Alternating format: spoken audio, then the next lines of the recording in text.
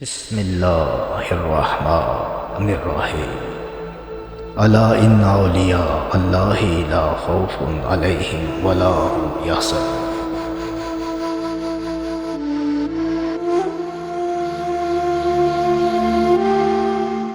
بسم اللہ الرحمن الرحیم۔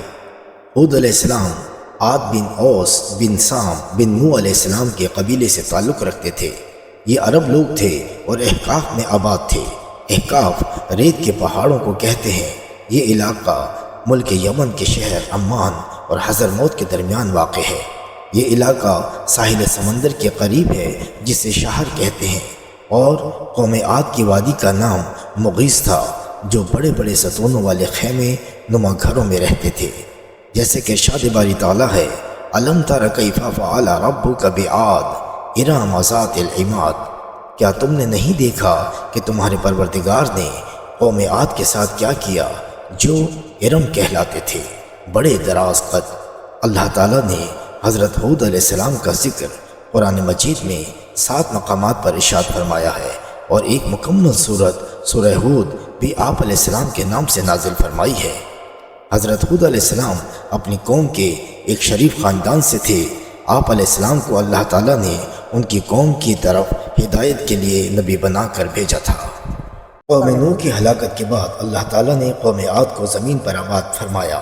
قوم عاد کے لوگ جسمانی طور پر بڑے مضبوط، قداور اور بڑی مضبوط عمارتیں بنانے میں ماہر تھے۔ اللہ تعالیٰ نے انہیں خوب مال و دولت سے بھی نوازا تھا۔ قوم عاد اپنی جسمانی قوت کے غرور و تکبر میں اس قدر آگے بڑھے کہ انہوں نے اللہ کی بندگی کا راستہ چھوڑ کر اپنے ہی ہاتھوں سے بنائے ہوئے بتوں کو اپنا معبود بنا کر ان کی عبادت شروع کر دی۔ قوم عاد جن بتوں کی پوجا کرتی تھی، ان 3 بڑے بتوں کے نام سمد، سمود اور ہر تھے۔ جیسا کہ اللہ رب العزت نے ارشاد فرمایا، اے نبی صلی اللہ علیہ وسلم، کیا آپ نے نہیں دیکھا کہ آپ کے رب نے قوم عاد کے ساتھ کیا سلوک کیا، یعنی ارم کی اولاد کے ساتھ، جو قد و قامت میں ستونوں جیسے تھے اور طاقت میں ان جیسے دنیا میں لوگ پیدا ہی نہیں کیے گئے۔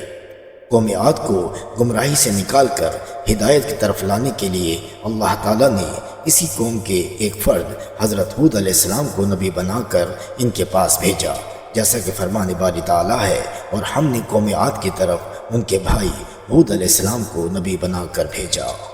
حضرت ہود علیہ السلام نے نبوت ملنے کے بعد جب قوم عاد کو شرک اور اللہ تعالیٰ کی نافرمانیاں کرتے دیکھا تو انہیں اللہ تعالیٰ کی نعمت یاد دلاتے ہوئے توحید کی تعلیم دی، اور اللہ تعالیٰ کی نافرمانی سے بچنے کی تلقین فرمائی، اور اللہ کے عذاب سے ڈرایا۔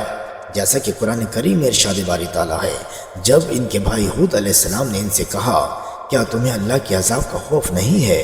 میں تمہارے لیے امانت دار رسول ہوں، لہٰذا تم اللہ کے عذاب سے ڈرو اور میری اطاعت کرو۔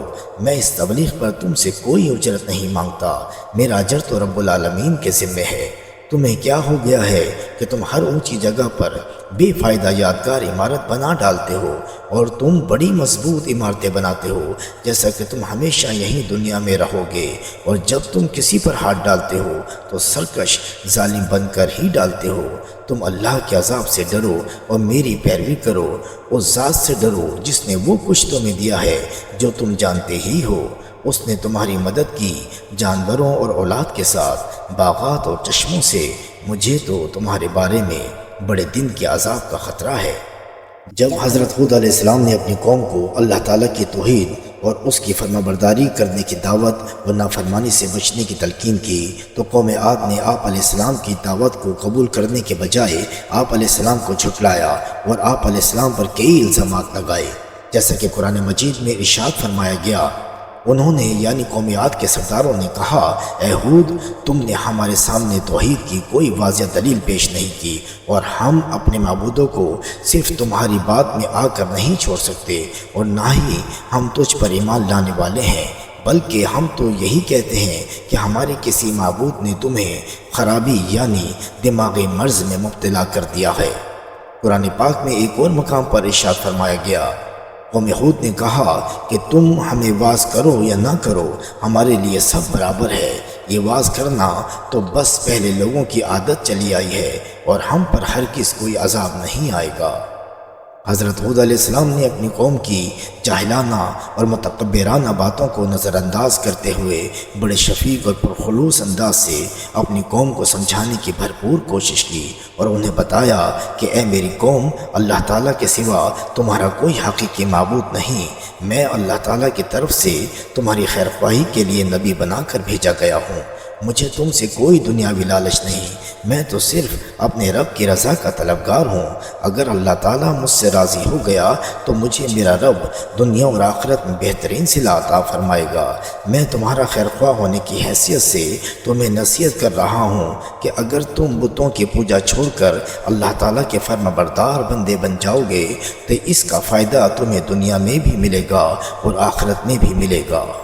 انسانی تاریخ کا مطالعہ کرنے سے پتہ چلتا ہے کہ جب کسی بھی معاشرے میں ظلم و زیادتی، سرکشی، فتنہ و فساد، قتل و غارت، کفر و شرک اور ظاہری طاقت و قوت کی وجہ سے دیگر برائیاں پھیل جاتی ہیں اور لوگ شکر گزاری کے بجائے ناشکری کی راہ اختیار کرتے ہیں تو ایسے معاشرے عذاب الہی کا شکار ہو جاتے ہیں۔ لیکن اگر یہی قومیں اپنے گناہوں سے باز آ جائیں اور اللہ تعالیٰ کے حضور گڑ گڑا کر توبہ استغفار کریں اور اللہ کے شکر گزار بندے بن جائیں تو نہ صرف اللہ تعالیٰ ان کو دی ہوئی نعمتوں میں اضافہ فرماتے ہیں بلکہ انہیں لمبے عرصے تک مزید نعمتوں سے فائدہ اٹھانے کا موقع دیتے ہیں۔ جیسا کہ حضرت ہود علیہ السلام نے اپنی قوم کو دنیا و آخرت کا فائدہ بتاتے ہوئے انہیں اپنے گناہوں پر شرمندہ ہونے اور اپنی جسمانی طاقت اور قوت پر تکبر کرنے کے بجائے اللہ کی بارگاہ میں توبہ استغفار کرنے کی تلقین کی تاکہ اللہ رب العزت ان سے راضی ہو کر ان پر اپنی مزید نعمتوں کی بارش فرما دے۔ حضرت ہود علیہ السلام نے اپنی قوم کو بتوں کی عبادت چھوڑ کر اللہ تعالیٰ کی عبادت اور بندگی کرنے کی طرف لانے کی بہت کوشش کی، لیکن جب قوم عاد نے آپ علیہ السلام کی دعوت توحید کو تسلیم کرنے سے مکمل انکار کر دیا تو حضرت ہود علیہ السلام نے قوم عاد کے تمام جھوٹے خداؤں سے کھل کر بیزاری کا اعلان کر دیا، جیسا کہ قرآن کریم میں ارشاد فرمایا گیا۔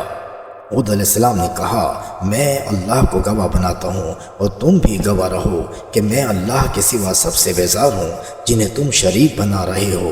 اللہ کے علاوہ تم سب مل کر میرے خلاف سازش کر لو اور مجھے بالکل بھی مہلت نہ دو۔ بے شک میں نے اللہ پر بھروسہ کیا ہے جو میرا اور تم سب کا پروردگار ہے۔ زمین پر چلنے والا کوئی بھی جاندار ایسا نہیں مگر سب کی پیشانی وہی پکڑے ہوئے ہے۔ یقیناً میرے رب کی راہ بالکل سچی اور سیدھی ہے۔ حضرت ہود علیہ السلام نے اپنے قوم کو سمجھایا کہ اپنے رب کا یہ احسان نہ بھولو کہ اس نے تمہیں قوم نوح کا جانشین بنایا اور تمہیں بہت سی دنیاوی نعمتوں سے نوازا، لہٰذا تم اللہ تعالیٰ کی نافرمانی سے باز آ جاؤ اور میری دعوت توحید قبول کر لو۔ قوم عاد کے سرداروں اور عوام نے برہم ہو کر کہا، اچھا اگر تم اپنی دعوت میں اتنے ہی سچے ہو تو ہمارے لیے اللہ تعالیٰ سے عذاب طلب کر لو۔ قوم عاد نے جب عذاب کا مطالبہ کر دیا تو آپ علیہ السلام نے افسوس کا اظہار کرتے ہوئے فرمایا کہ اب تم عذاب الہی کا انتظار کرو، جیسا کہ قرآن مجید میں ارشاد باری تعالیٰ ہے۔ ہود نے فرمایا، اس عذاب کے آنے کا علم تو صرف اللہ کے پاس ہے اور میں تمہیں وہ پیغام پہنچا رہا ہوں جو مجھے دے کر بھیجا گیا ہے، لیکن میں دیکھ رہا ہوں کہ تم لوگ نادانی کر رہے ہو۔ جب حضرت ہود علیہ السلام نے اپنی قوم کو ہر اعتبار سے سمجھانے کی کوشش کی لیکن قوم نے بات کو سمجھنے کے بجائے اپنی جسمانی طاقت اور قوت کے نشے میں حضرت ہود علیہ السلام کی دعوت توحید اور آپ علیہ السلام کی نبوت کو جھٹلا دیا تو آپ علیہ السلام نے اللہ تعالیٰ سے اپنی قوم کے خلاف مدد کی دعا فرمائی۔ اللہ تعالیٰ نے قوم عاد کے خلاف حضرت ہود علیہ السلام کی دعا کو قبول فرماتے ہوئے قوم عاد پر سخت ترین ہولناک آندھی کا عذاب نازل فرما دیا۔ قوم عاد جو اپنی جسمانی طاقت اور قوت کے نشے میں غرور و تکبر میں مبتلا تھی، اللہ کی طرف سے بھیجی گئی اس تند و تیز آندھی کا مقابلہ نہیں کر سکی۔ اس تیز ہوا نے قوم عاد کے طاقتور لوگوں کو سوکھے پتوں کی طرح اٹھا اٹھا کر پھینک دیا، جیسا کہ قرآن مجید میں ارشاد باری تعالیٰ ہے۔ جب انہوں نے یعنی قوم عاد نے عذاب کو بادل کی شکل میں دیکھا جو ان کی وادیوں کی طرف بڑھ رہا تھا تو کہنے لگے، یہ بادل ہم پر برسنے والا ہے، نہیں بلکہ یہ تو وہ عذاب ہے جس کی تم جلدی کر رہے تھے۔ یہ ایک آندھی ہے جس میں دردناک عذاب ہے۔ وہ آندھی اپنے رب کے حکم سے ہر چیز کو نیست و نابود کر رہی تھی، چنانچہ وہ ایسے ہو گئے کہ ان کے خالی گھروں کے سوا اب وہاں کچھ بھی نظر نہیں آ رہا تھا۔ ہم مجرم قوم کو ایسا ہی بدلہ دیتے ہیں۔ اللہ کی طرف سے بھیجے گئے اس سخت ترین آندھی اور طوفان کو قوم عاد پر 7 راتیں اور 8 دن تک مسلسل مسلط رکھا گیا، جس کی وجہ سے قوم عاد مکمل طور پر تباہ و برباد ہو گئی اور ان کا نام و نشان تک باقی نہ رہ سکا، اور ان کی دیو ہیکل جسمانی طاقت اور قوت ان کے کچھ کام نہ آ سکی، اور وہ سب کے سب ہلاک اور برباد کر دیے گئے۔